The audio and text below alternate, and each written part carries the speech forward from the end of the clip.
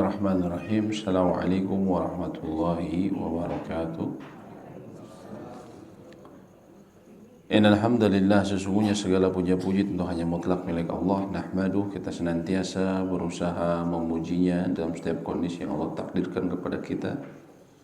Wa nasta'inu, dan senantiasa memohon pertolongan kepadanya. Wa nastaghfiruh, dan senantiasa memohon ampun kepadanya. Wa na'udzu billahi min syururi anfusina, dan kita mohon perlindungan kepada Allah dari keburukan jiwa-jiwa kita. Wa min sayyiati a'malina, kita juga mohon perlindungan kepada Allah dari akibat atas dosa yang pernah kita lakukan.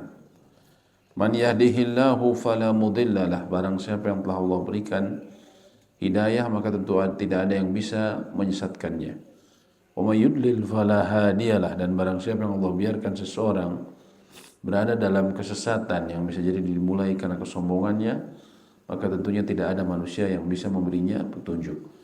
Asyhadu an la ilaha illallah wahdahu la syarika lah, wa asyhadu anna Muhammadan abduhu wa rasuluh. Allah berfirman, ya ayyuhalladzina amanu taqullaha haqqa tuqatih. Wahai orang-orang yang beriman, bertakwalah kalian kepada Allah dengan sebenar-benarnya takwa. Wa la tamutunna illa wa antum muslimun, dan janganlah sampai kalian meninggal melainkan dalam keadaan beragama Islam. Allah juga berfirman, ya ayyuhalladzina amanu taqullaha wa qulu qawlan sadida. Wahai orang-orang yang beriman, bertakwalah kalian kepada Allah dan berkatalah dengan perkataan yang benar. Karena dengan berkata yang benar, yuslih lakum a'malakum, Allah akan perbaiki amal-amal kalian. Wa yaghfir lakum dzunubakum, dan mengampuni dosa-dosa kalian. Wa may yuti'illah wa rasulah, barang siapa yang selalu berusaha taat kepada perintah Allah dan Rasulnya, faqad faza fawzan 'azima, dia sungguh telah mendapatkan kemenangan yang agung, kesuksesan yang sejati. Amma ba'd, alhamdulillah alamin, kembali kita bersyukur kepada Allah. Alhamdulillahilladzi bi ni'matihi tatimmus shalihat, alhamdulillahilladzi ahyana ba'da ma amatana wa ilaihin nusyur. Kita panjatkan puji dan syukur yang tertinggi dan terindah dan paling mulia hanya kepada Allah yang telah memberikan kita kenikmatan di pagi ini, kenikmatan kehidupan dan kenikmatan Islam, hidayah, sehingga Allah memberikan kita kesempatan untuk sholat berjamaah dengan taufiknya dan juga duduk dalam majelis ilmu. Pagi ini kita lanjutkan pembahasan fikih muyassar. Sebelumnya kita telah berbicara mengenai rukun, kewajiban, dan juga sunnah-sunnah sholat, ya. Nah, waktu itu ada bab yang kita lewati, yaitu bab azan dan iqamat. Sengaja kami lewati karena kami melihat urgensinya. Artinya pembahasan langsung ke rukun sholat saat itu kami rasakan lebih penting, karena umumnya kita mengenai bab azan dan iqamat ini, ya, kita sudah terwakili, ya. Namun tetap perlu kita ketahui, ya. Oleh karena itu pada hari ini, pagi ini kita akan masuk kepada bab yang sempat kita lewati. Berbicara mengenai adzan, secara bahasa artinya pengumuman, i'lam.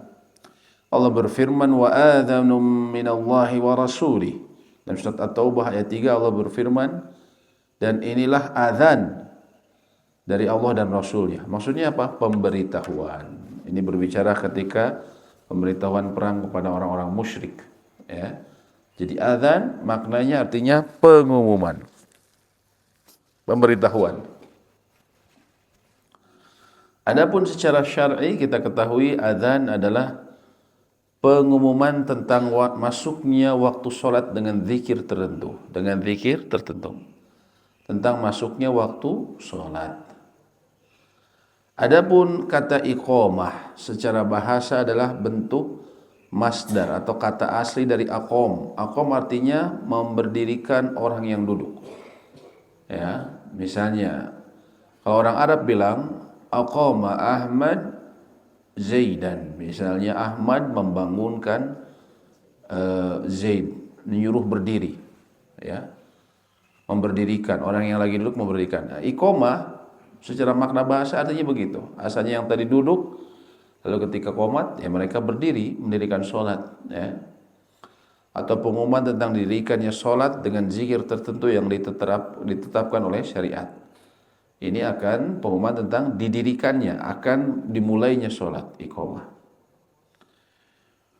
Adzan dan iqamah tentunya disyariatkan bagi kaum laki-laki ketika hendak sholat 5 waktu, bukan selainnya,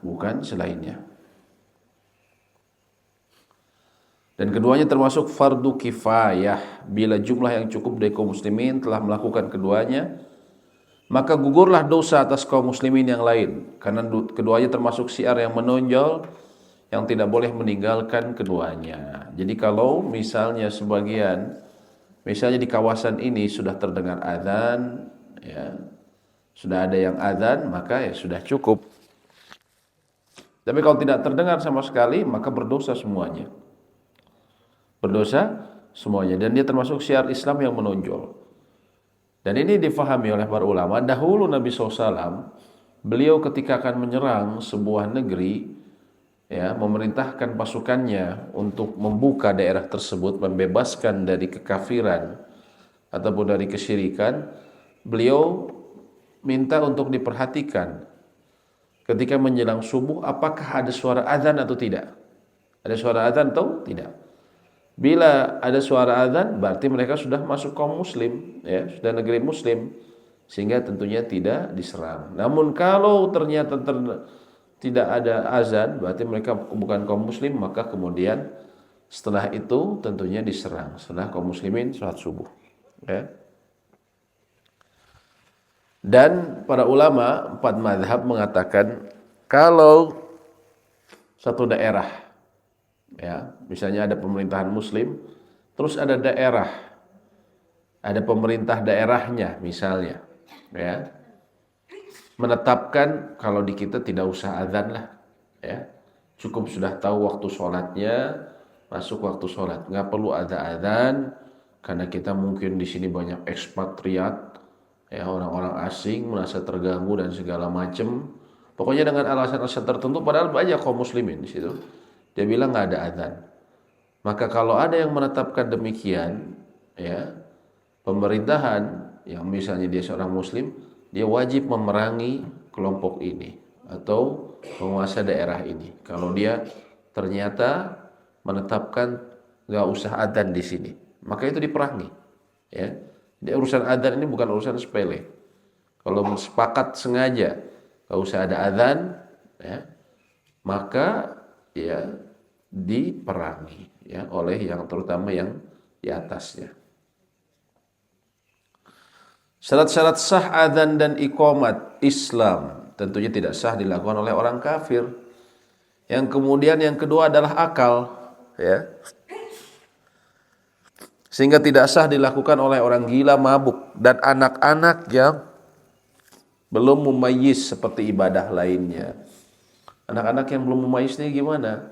Anak-anak yang belum bisa membedakan antara yang buruk, yang bahaya, ya. Misalnya kalau di jalan dia nggak tahu harus di jalan di pinggir, ada api juga dia tidak terlalu ini. Biasanya kata para ulama, usia mumayyiz ini sekitar 7 tahun, usia sekitar 7 tahunan, ya, mumayyiz ini, ya.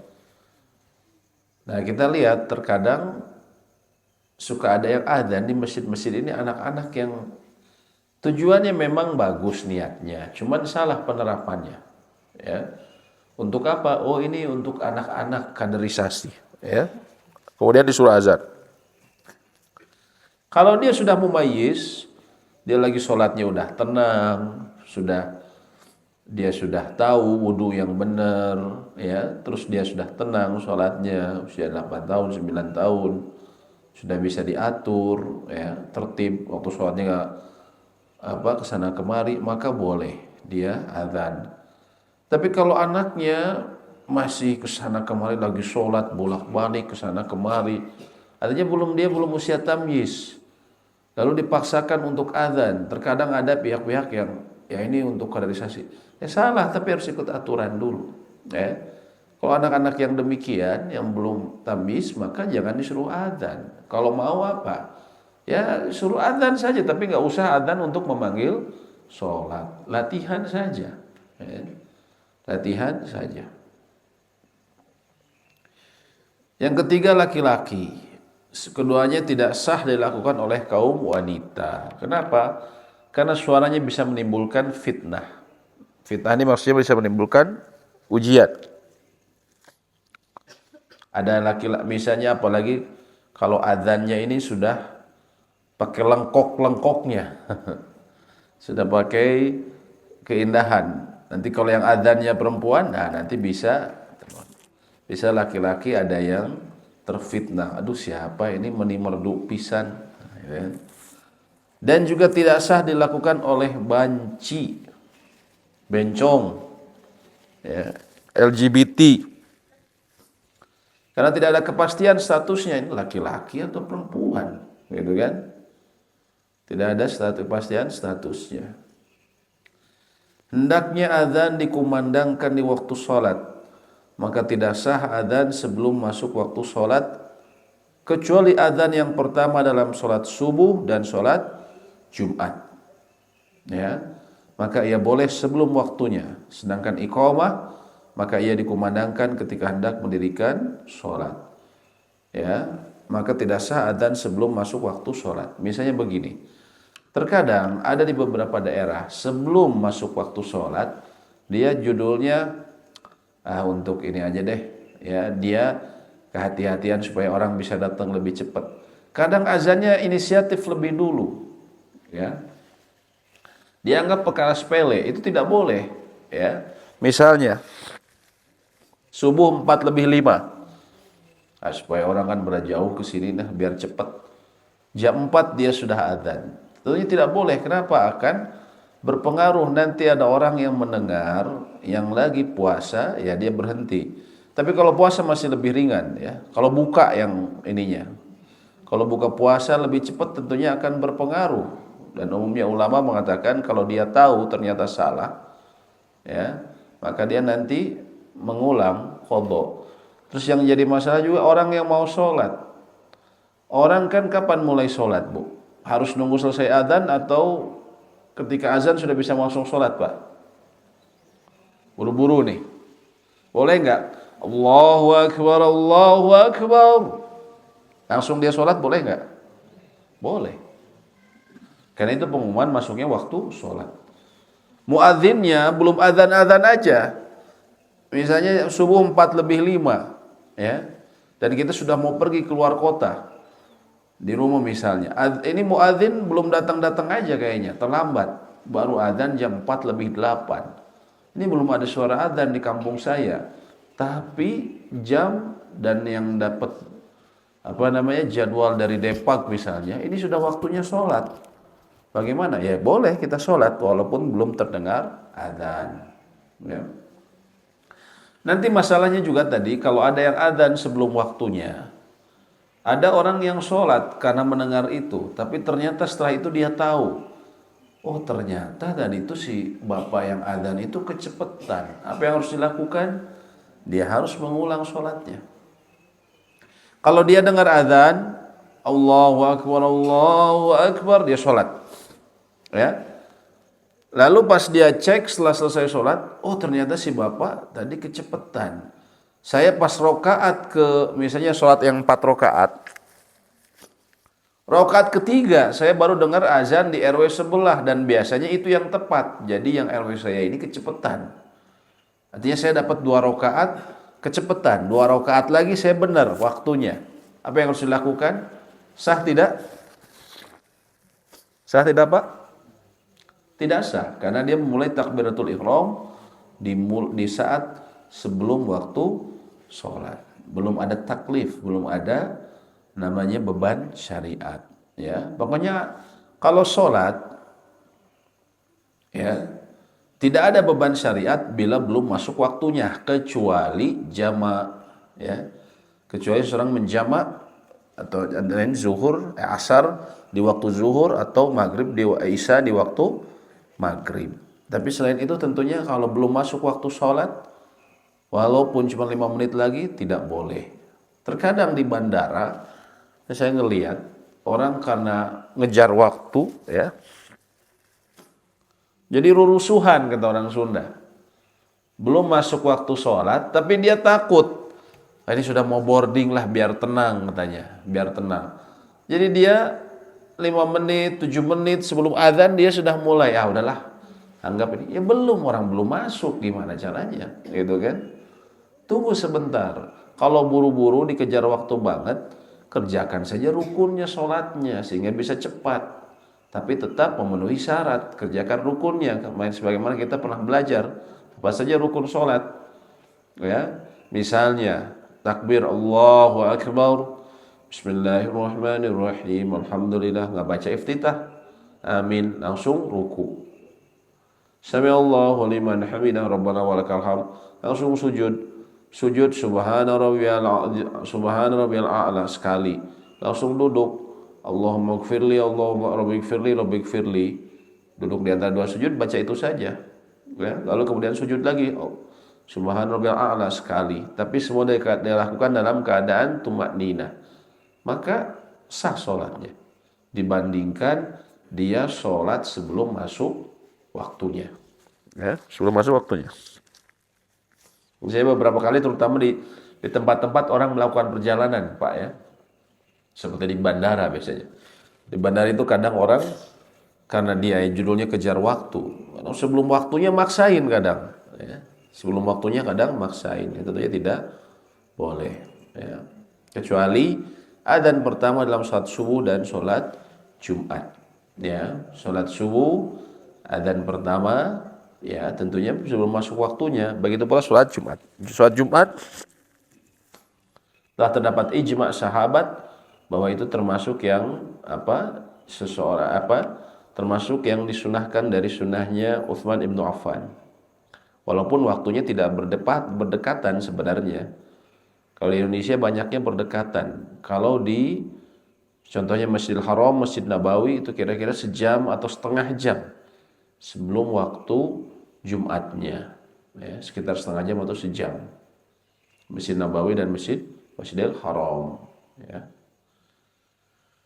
Kemudian hendaknya azan dengan tertib, berurutan sesuai dengan yang disyariatkan dan berkesinambungan sebagaimana diterapkan dalam sunnah. Demikian juga dalam iqamat, ya, dengan tertib berurutan. Azan dan iqamat dilantunkan dengan bahasa Arab dan lafaz-lafaz ditetapkan dalam sunnah.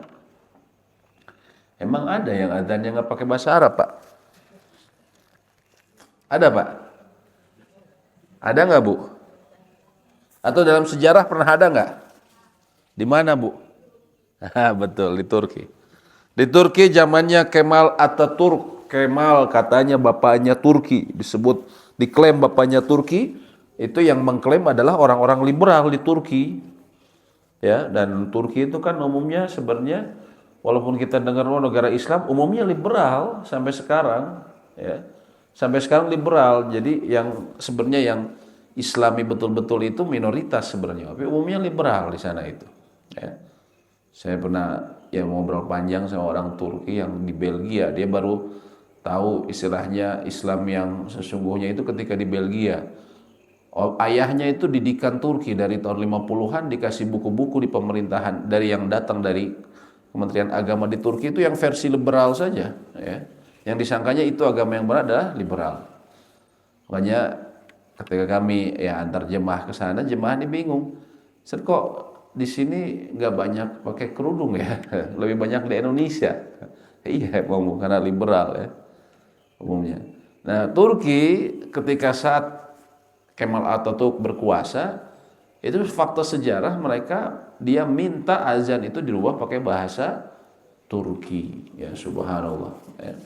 Baru kemudian tahun 50-an ada salah seorang, ya kalau tidak salah pejabat, ya, yang kemudian meminta, akhirnya dia juga dihukum atau gimana, tapi akhirnya alhamdulillah kembali lagi dalam bahasa Arab, ya, sebelumnya pakai bahasa Turki. Kemudian sifat-sifat yang dianjurkan bagi muadzin. Muadzin itu hendaknya orang yang adil atau saleh dan terpercaya. Kenapa demikian? Karena dia akan memegang ada amanah waktu yang harus dia perhatikan. Waktu sholat dan puasa. Ya. Sahur, waktu mulainya puasa, dan juga akhirnya puasa. Ya. Karena tadi para ulama katakan ini masalah sensitif. Kalau seseorang 10 menit atau 5 menit adzan sebelum waktunya di waktu maghrib, maka mereka yang salah, ya, dia tidak berdosa, namun dia tetap mengqadha. Jumhur ulama mengatakan dia tetap mengqadha, ya, dia tetap mengqadha. Walaupun salahnya bukan salah dia, salahnya yang muadzin, ya. Kalau dia tahu ternyata, wah ternyata di masjid kita tuh kecepatan 5 menit, ya. Dan dikonfirmasi betul, orang-orang bilang benar kecepatan 5 menit, apa yang harus lakukan? Ya, mengqadha, dia tetap harus mengqadha, ya. Umumnya ulama faham ini. Artinya muadzin ini krusial. Orangnya harus bisa dipercaya, ya, bukan yang tadi kadang orang dia tiheula we gitulah, orang pada ini apa? Orang datang lebih cepat, ya. Kadang saya di beberapa, kalau di daerah suka ada yang azan itu suka kadang beda agak jauh Pak ya bedanya. Kadang ada yang suka inisiatif seperti itu, karena belum waktunya kenapa sudah azan gitu. Suka ada yang inisiatif kayak gitu kalau di daerah, ya. Kalau dia bukan orang yang adil dan dipercaya, bisa jadi akan menipu kaum muslimin dengan azannya. Yang berikutnya dewasa dan berakal, namun adzan anak-anak yang sudah mumayyiz tadi yang kami sebutkan hukumnya sah, kalau mumayyiz, ya. Terkadang ada anak usianya 8 tahun 9 tahun kelas 3, ya. 9 tahun kelas 3. Terkadang kalau kita lihat dia anaknya nurut, bisa ngomong ya kayak yang ini. Tapi dia ternyata belum mumayyiz betul, ya. Di masjid saya ada seperti itu, suka azan. Dan kadang habis azan qomat dia duduknya berdiri belakang imam. Cuman saya perhatikan dia itu ketika di depan dia kelihatan serius, tapi kalau sudah bersama di belakang sama anak-anak yang lain, dia wah setengah mati main-mainnya. Bahkan ketika misalnya ada temennya datang, dia bisa batalin sholat terus keluar datangin temennya. Nah, ini artinya belum jauh dari mumayyiz, ya. Hanya itu dari situ saya mulai larang dia untuk, ya, kalau azan karena memang pas ya suka ini saja kecolongan ceritanya, ya. Tapi untuk berdiri di belakang imam, ya, karena belum mumayyiz dia. Dia masih bermain-main, ya. Artinya tidak ini, ya, dia masih bisa meninggalkan sholat karena melihat temannya, ya, lari mendatangi temannya. Artinya belum mumayyiz, padahal usianya udah kelas 5 bahkan. Ketiga, mengetahui waktu-waktu sholat agar bisa memastikannya. Muadzin hendaknya benar-benar mengetahui waktu sholat sehingga bisa mengumandangkan adzan di awal waktu. Karena bila tidak mengetahui waktu, ya bisa saja salah ataupun keliru. Yang sering masalah ini waktu sholatnya beda-beda, Ustaz. Yang di sini begini, yang di situ begini, begitu kan? Terkadang seperti itu. Dalam masalah ini sebenarnya nggak usah bingung. Kenapa? Karena dalam hal ini suka atau tidak suka, ada ulil amri dalam hal ini, pemimpin, ya, pemerintah dalam hal ini mempercayakan kepada Kemenak, dan mereka mengumpulkan dari berbagai ormas. Artinya kita cukup mengambil dari mereka. Benar salahnya mereka yang tanggung jawab, ijtihadnya mereka. Ijtihadnya benar, mereka dapat 2 pahala, salah dapat 1 pahala. Tapi mereka sudah melaksanakan tugasnya, ya. Jadi sebenarnya kalau bingung, ada yang satu kalendernya ini jam segini, kalendernya dari yang ini begitu. Kadang beda, ya, tiap organisasi misalnya. Kalau demikian bagaimana? Ambil saja yang Kemenak, karena mereka memang perwakilan, disebutnya perwakilan ulil amri dalam hal ini, ya. Ulil amri sebagaimana kita dapatkan dalam ayatnya, atiullaha wa atiur rasulah wa ulil amri minkum. Taatilah Allah dan Rasulnya, ulil amri dan ulil amri dari kalian. Para ulama antara Ibnu Katsir menyebutkan dalam tafsirnya yang disebut ulul amri itu ulama dan umaro. Ulama dalam masalah agama dan juga umaro. Nah, dalam hal ini mereka suka nggak suka, ya, mereka tetap adalah orang yang memiliki kewenangan. Jadi kita bisa mengambil dari mereka. Apalagi kalau terjadi perbedaan. Yang keempat, bersuara lantang agar orang mendengarnya, suci dari hadas kecil dan besar, ya. Ini sifat yang jadi ini bukan wajib tapi yang dianjurkan, suci dari hadas kecil dan besar. Adzan dengan berdiri dan menghadap kiblat. Meletakkan dua jari pada kedua telinganya, menolehkan wajahnya ke kanan saat mengucapkan hayya 'alas shalah dan ke kiri saat mengucapkan hayya 'alal falah. Ya. Dia meletakkan dua jarinya kalau adzan, hayya 'alas shalah. Dia gerakan ke kanan. Hayya 'alal falah. Ketika falah dia gerakan ke kiri. Itu yang dilakukan para muadzin dari zamannya Nabi sallallahu alaihi wasallam. Walaupun ini bukan wajib. Lalu mengumandangkan azan dengan perlahan dan mempercepatnya dalam iqamah. Azan perlahan sehingga bisa orang yang lagi beraktivitas bisa memberhentikan pekerjaannya. Ada waktu dia untuk mempersiapkan diri. Adapun iqamat, orang sudah siap, orang sudah duduk, sudah datang di masjid, ya, sudah siap untuk sholat, maka dia bisa dipercepat. Allahu Akbar, Allahu Akbar. Asyhadu an la ilaha illallah. Biasanya kan memang lebih cepat, ya, Masjidil Haram, Masjid Nabawi pun gitu. Sekarang kita bicara mengenai tata cara adzan dan iqamat. Adzan dan iqamat disunahkan atau sudah disebutkan dalam sunnah Nabi SAW. Yang terkenal ada hadis dari Abu Mahdhurah bahwa Nabi SAW mengajarkan adzan secara langsung. Ya, beliau mengucapkan adzan yang kita sekarang dengar. Ya, jadi sebenarnya lafaz azan ini, Pak, kalau kita lihat yang disebutkan para ahli ilmu itu ada beberapa perbedaan, terutama di beberapa madhab. Ya, kita dengan misalnya Malikiyah ini contohnya yang di Maroko, ya, saudara-saudara kita yang di Afrika Utara, ataupun Hanafiyah seperti di Cina, ya, beberapa kemudian di Turki. Itu ada beberapa perbedaan. Makanya jangan aneh kalau misalnya mungkin kita menemukan, asal jangan yang hayya 'alal khairil amal. Nah itu kalau itu Syiah, hayya 'alal khairil amal, ayo kita menuju sebaik-baiknya amal. Perbedaan di antara mazhab ini cuman membedakan masalah berapa kali yang ini, berapa kali yang itu saja perbedaannya. Tapi lafaznya sama, ya, lafaznya sama.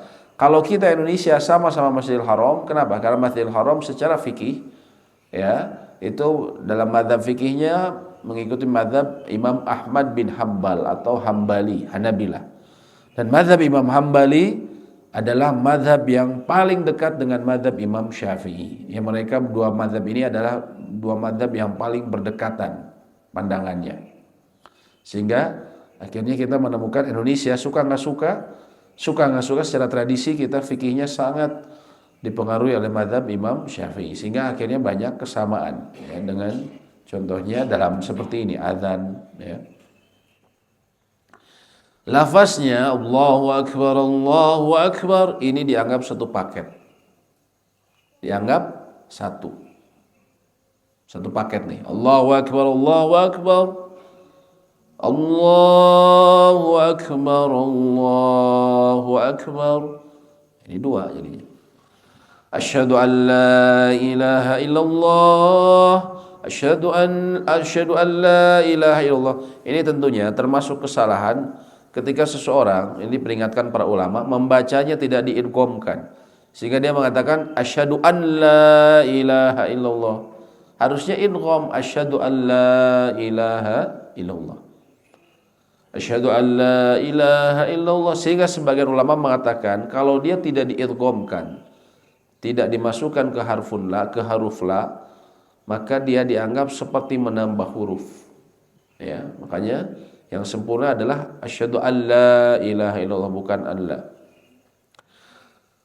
Namun sebelum itu tadi saya lupa, ada yang perlu saya ingatkan, mereka yang azan hendaknya memperhatikan kalau kita yang mendengar, kita lihat, perhatikan muadzin kita, jangan-jangan salah. Banyak yang salah dimulai dari awal, dari a-nya di sini atau dari hamzahnya di sini. Allahu Akbar, bacanya seperti itu, Allahu Akbar. Tapi banyak yang a-nya ini diperpanjang, Allahu Akbar, Allahu Akbar. Pernah dengar seperti itu, Pak? Kalau saya sering beberapa dengar di Antapani sini khususnya, ya. Allahu Akbar, Allahu. Kenapa nggak boleh? Panjang. Artinya apa, Bu? Pernah kita bahas di bab takbir. Apakah Allah Maha Besar? Allahu Akbar artinya Allah Maha Besar. Tapi ketika diperpanjang Allahu Akbar, merubah arti secara fatal. Artinya menjadi apakah Allah Maha Besar? Karena Hamzah di awal itu disebutnya, kalau Hamzahnya satu itu bisa bermakna dalam bahasa Arab Hamzah istifham, mempertanyakan. Orang Arab kalau bilang akalt, apakah kamu sudah makan? Akalt, ya, itu bisa artinya maknanya apakah. Sehingga ketika dipanjangkan, apakah Allah Maha Besar, ini fatal. Makanya kalau ada muazin kayak gitu dinasehatin, kalau masih bacanya gitu ganti langsung, coret, ya. Udah kamu gak usah jadi muadzin, ya. Jadi aja jaga air wudu aja. Pokoknya jangan disuruh azan, ya, kalau misalnya begitu. Kemudian azan yang lainnya tentunya sebagaimana kita dengar, asyhadu anna Muhammadar Rasulullah, asyhadu anna Muhammadar Rasulullah, hayya 'alas shalah, hayya 'alas shalah, hayya 'alal falah, hayya 'alal falah. Allahu akbar, la ilaha illallah. Hadis ini diriwayatkan oleh Abu Daud dan Ibnu Majah dan disahihkan oleh Syekh Albani. Adapun tata cara iqamat, nah ini juga ada hadisnya, tata cara iqamat, ya. Dalam hadis yang sahih disebutkan Allahu akbar, Allahu akbar. Asyhadu an la ilaha illallah. Asyhadu anna Muhammadar Rasulullah. Hayya 'alas salati, hayya 'alal falah. Makanya digabungkan karena tadi perintahnya apa? Dipercepat. Makanya kita dapat ya muadzin, terutama di muadzin yang ada di tanah suci, hayya 'alas salati, hayya 'alal falah, digabungkan karena memang disunahkan dipercepat. Qad qamatis salatu, qad qamatis salah. Kalau digabungkan qad qamatis salatu, bukan qad qamatis salati. Ada orang yang baca qad qamati salati. Harusnya qad qamatis salatu, qad qamatis salah. Allahu akbar, Allahu akbar. La ilaha illallah. Itu tadi keterangan hadis yang menyebutkan secara rinci lafaznya. Juga ada keterangan dari hadis Anas bin Malik. Umira Bilalun an yashfa'al adhan wa yutiral iqamata illa al-iqamah. Bilal diperintahkan untuk mengucapkan lafaz azan dua kali dan iqamah satu kali. Kecuali lafaz iqamah. Lafaz iqamah itu maksudnya qad qamatis shalah, dia dibacanya dua kali. Jadi adzan itu lafaznya dua kali, qomat satu kali. Hadis ini, mohon maaf, sering difahami dengan tidak tepat. Oh, ini qomat satu kali. Berarti kalau begitu, ya, Allahu akbar, asyhadu an la ilaha illallah, demikian. Betul tidak? Apakah demikian? Kata para ahli ilmu, ya dalam hal ini kita lihat kembalikan kepada ahli ilmu. Terutama ahli ilmu yang muktabar, yang diakui keilmuannya dalam level dunia. Dalam level dunia, bukan level ya lokal. Ya. Ternyata lafaz Allahu akbar ketika diperintahkan diganjilkan itu, jadi ini dianggap tadi yang saya bilang satu paket. Allahu akbar, Allahu akbar, Allahu akbar, Allahu akbar, Allahu akbar, Allahu akbar, Allahu akbar, satu. Allahu akbar, Allahu akbar, dua. Jadi ketika dari dua disuruh ganjil, berarti dikurangi satu paket. Berarti artinya Allahu akbar, Allahu akbar, tetap dibacanya Allahu akbar, Allahu akbar, bukan Allahu akbar sekali. Bukan Allahu akbar, asyhadu an la ilaha, bukan, tapi Allahu akbar, Allahu Akbar. Dan itu disebutkan dalam sejumlah hadis. Ya. Dan umumnya makanya kita juga dengar sama di Masjidil Haram, Masjid Nabawi. Ya. Mereka membacanya Allahu Akbar, Allahu Akbar. Bukan Allahu Akbar. Nggak pernah kita dengar di Masjid Nabawi ataupun Masjidil Haram. Mungkin itu bukan standar kebenaran. Baik, bukan standar kebenaran. Di sana jutaan muslimin datang ke sana, ulama dari Saudi, ulama dari Mesir, ulama dari Suriah datang ke sana. Kalau itu salah tentunya akan diingkari. Karena itu lafaz yang jelas-jelas kita dengar, ya bukan sesuatu yang samar, ya. Kadang ada yang mohon maaf beralasan itu bukan standar kebenaran. Bukan standar kebenaran kalau dalam ibadah seperti ini. Kalau dia sesuatu yang salah atau bid'ah, pasti akan diingkari. Ini level dunia, bukan level masjid RW gitu kan, atau masjid komplek gitu kan. Nah, jadi sebenarnya yang Allahu a'lam bishawab, yang tepat makna ini penulis juga menyebutkan makna satu kali di sini bukan artinya takbirnya Allahu Akbar sekali, tapi 2 kali karena dianggap satu paket, ya. Satu paket, ya. Kecuali lafaz iqamat, qad qamatis shalah, qad qamatis shalah, ya. Dan inilah tata cara adzan dan iqamat yang disunahkan karena Bilal memenangkannya dalam keadaan mukim dan safar bersama Nabi SAW sampai beliau wafat. Dan bila muadzin mentarji adzan atau mengucapkan 2 kali iqamat maka tidak mengapa karena termasuk perbedaan pendapat yang diperbolehkan. Dianjurkan juga dalam salat subuh mengucapkan hayya 'alal falah, ya, setelah hayya 'alal falah untuk mengucapkan as-salatu khairum minan naum, ya. 2 kali berdasarkan hadis Abu Mahdhurah bahwa Nabi SAW bersabda kepadanya, in kana fil adhani subh, kalau adzan subuh qult maka kau ucapkan as-salatu khairum minan naum. Hadisnya diriwayatkan oleh Syekh An-Nasa'i dan disahihkan oleh Syekh Al-Albani dalam Sahih Sunan An-Nasa'i. Ini ada beberapa perbedaan dalam pandangan ulama. Ini disebutnya tathwib, ya, pembacaan as-salatu khairum minan naum. Perbedaannya di mana? Apakah dia di adzan pertama atau di adzan kedua? Itu perbedaannya. Ya. Atau umumnya ulama mengatakan di adzan pertama. Hanya saja mereka, ya, berbeda pendapat mengenai adzan pertama di sini. Apakah adzan yang sebelum masuk waktu subuh atau adzan pertama ini adzan yang memang adzan subuh? Itu perbedaannya. Ya. Jadi umumnya ulama mengatakan disunahkan taswib. Hanya saja mereka berbeda di apakah di adzan pertama sebelum masuk waktu subuh ataukah adzan pertama yang adzan subuh. Adzan pertama adzan subuh ini maksudnya apa? Ya adzan subuhnya. Lalu adzan keduanya apa? Iqamat. Karena iqamat juga disebutnya adzan. Iqamatnya disebut juga adzan. Jadi kan kalau adzan ini menjelang subuh, ya. Pertama ada yang menjelang subuh, 1. Kemudian adzan subuhnya, lalu iqamat. Iqamat juga disebutnya azan. Karena Nabi SAW mengatakan contohnya, bainal adzanain rakaatan. Dalam hadis Bukhari, di antara 2 adzan, maksudnya antara adzan dan iqamat itu ada salat 2 rakaat, liman sya, bagi yang mau. Bagi yang mau. Sehingga beliau mengistilahkan iqamat juga sebagai adzan, ya. Sehingga para ulama mengatakan jadi adzan tathwib ini, ya, as-salatu khairum minan naum, disunahkan di adzan pertama. Ada yang mengatakan kalau sebelum masuk waktu subuh berarti ya yang kira-kira sejam sebelum waktu subuh. Kayak kita sejam sebelum waktu subuh.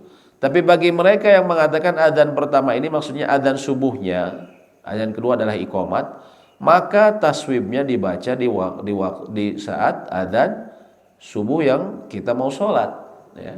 Dan itu juga yang itu yang difahami oleh sejumlah ulama di tanah suci.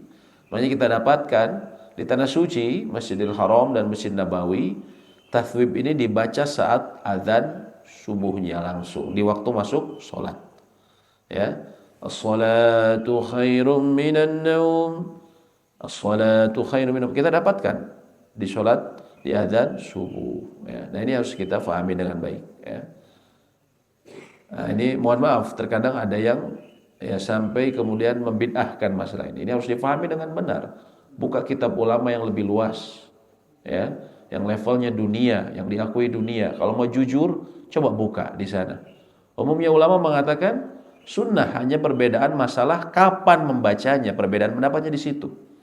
Ya, kalau mungkin kita ada dengar ulama terdahulu ada yang nggak pas di adzan subuhnya, berarti dia bacanya sebenarnya di adzan pertama sebelum masuk waktu subuh. Ya. Nah, ini harus kita fahami dengan baik ya masalah fikih seperti ini. Tidak kemudian langsung memvonis, apalagi yang mau divonisnya ini adalah yang difahami umumnya ulama. Nah ini yang repot. Ya. Kemudian mengucapkan salawat kepada Nabi SAW, lalu mengucapkan, ini ketika berdoa tentunya ya. Oh ini tadi, mohon maaf. Kita belum sampai situ. Dari tathwib ya. Tathwib artinya maknanya dari akar kata thabath yathub, kembali. Maka ia kembali dari kalimat ini kepada kalimat yang di dalamnya terdapat ajakan untuk mendirikan sholat. Kemudian apa yang diucapkan oleh orang yang mendengar adzan dan iqamat dan doa yang dipanjatkan. Bagi yang mendengar adzan dianjurkan untuk mengucapkan seperti lafaz yang diucapkan muadzin. Nabi SAW mengatakan, "Idza sami'tumun nida", bila kalian mendengar adzan, faqulu mithla ma yaqulul muadzin, maka ucapkanlah seperti lafaz yang diucapkan oleh muadzin. Kecuali hayya 'alatain, itu hayya 'alas shalah. Hayya 'alal falah, maka kita mengucapkan la haula wala quwwata illa billah. Terus saya di masjid di rumah saya ini ada yang satu di sini, adzan RW tetangga, ini RW saya, saling numpuk. Saya mau baca, mau balas yang mana? Ya. Yang pertama kita dengar saja. Kalau kita masih ada kekuatan atau keleluasan untuk menjawab yang lain, jawab juga, nggak ada masalah. Ya. Tapi kalau misalnya yang kita terdengar ada yang sudah terdengar lebih awal, ya jawab saja yang awal atau yang terdekat. Ya.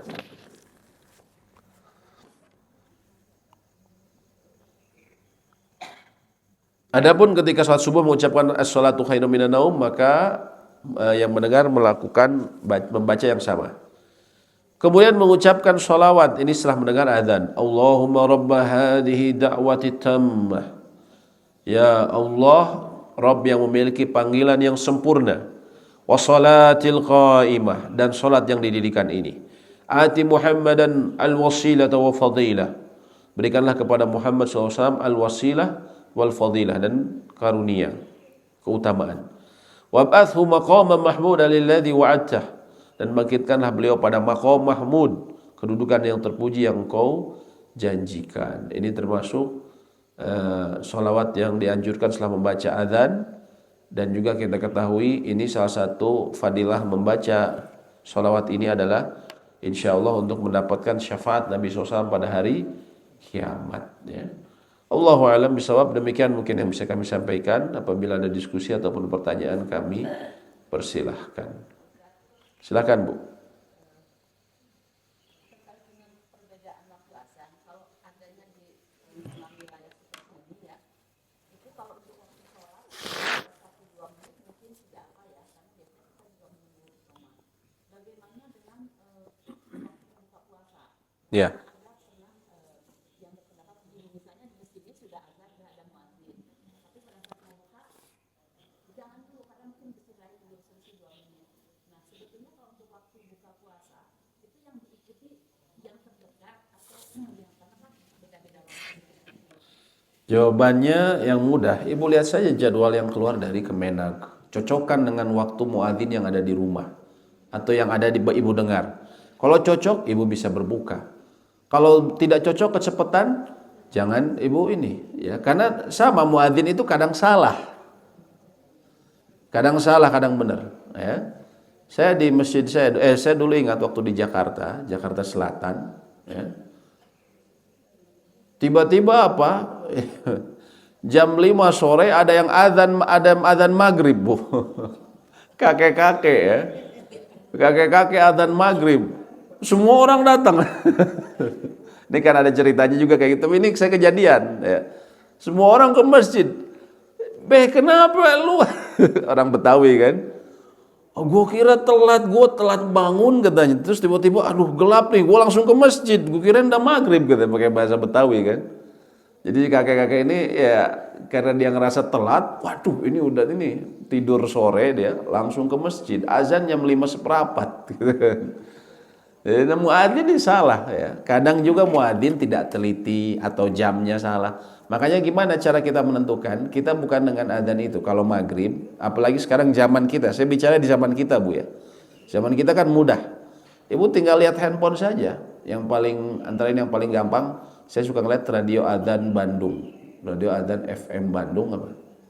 Itu biasanya dia ngikuti langsung dari Kemenak. Ya. Ya mereka dalam hal ini perwakilan ulil amri, salah benernya mereka, ijtihad mereka ya tidak dibebani melihat sendiri-sendiri. Nanti kita akan bahas mengenai waktu-waktu sholat. Waktu-waktu sholat itu semuanya dicontohkan Nabi SAW itu dengan tanda-tanda alam. Ya, kalau kita sekarang di kota sulit, ya sulit. Ya, tanda-tanda alam ini kalau untuk di kota sulit. Tapi ya alhamdulillah kan kemudian apa namanya sudah dilakukan ya pengamatan oleh ulama-ulama yang memang berhubungan dengan itu. Jadi kita sudah dapat instannya, sudah dapat jamnya saja.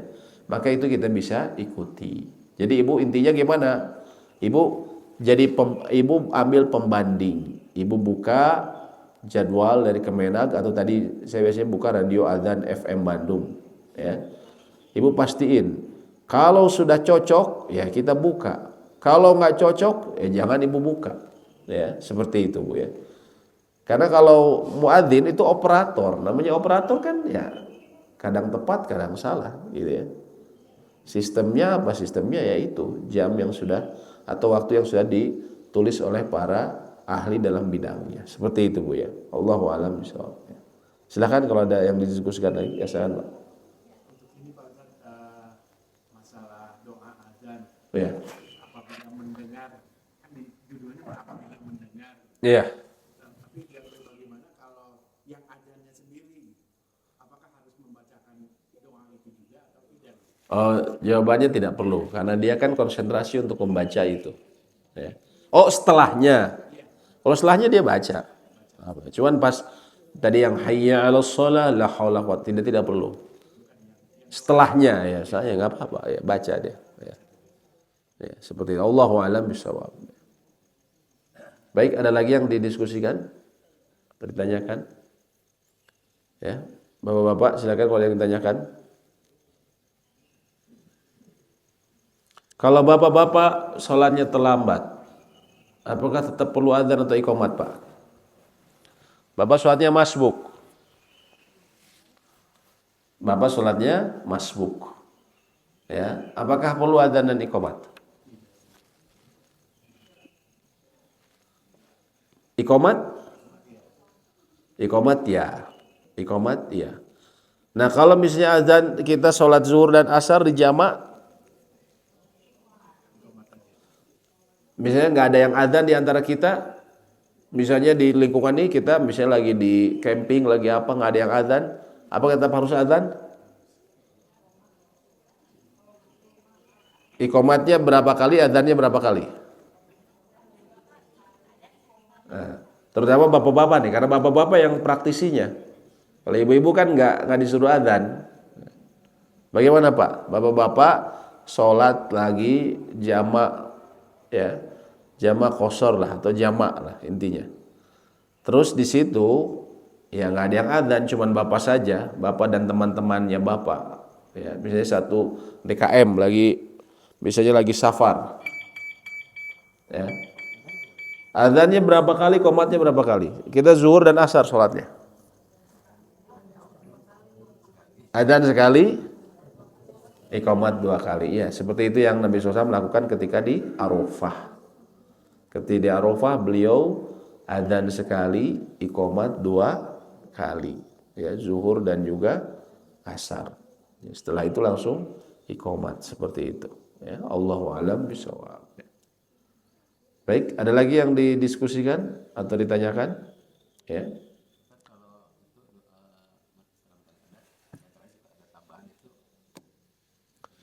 Yang innaka la tukhliful mi'ad. Ya, sebagian ulama hadis mengatakan tambahan tersebut sebenarnya lemah hadisnya. Sebagian ulama, ya terkadang hadis itu ya suka diperselisihkan juga, ada yang mengatakan sahih, ada yang tidak, ya. Tapi sebagian ulama hadis mengatakan yang innaka la tukhliful mi'ad itu lafaz itu hadisnya lemah.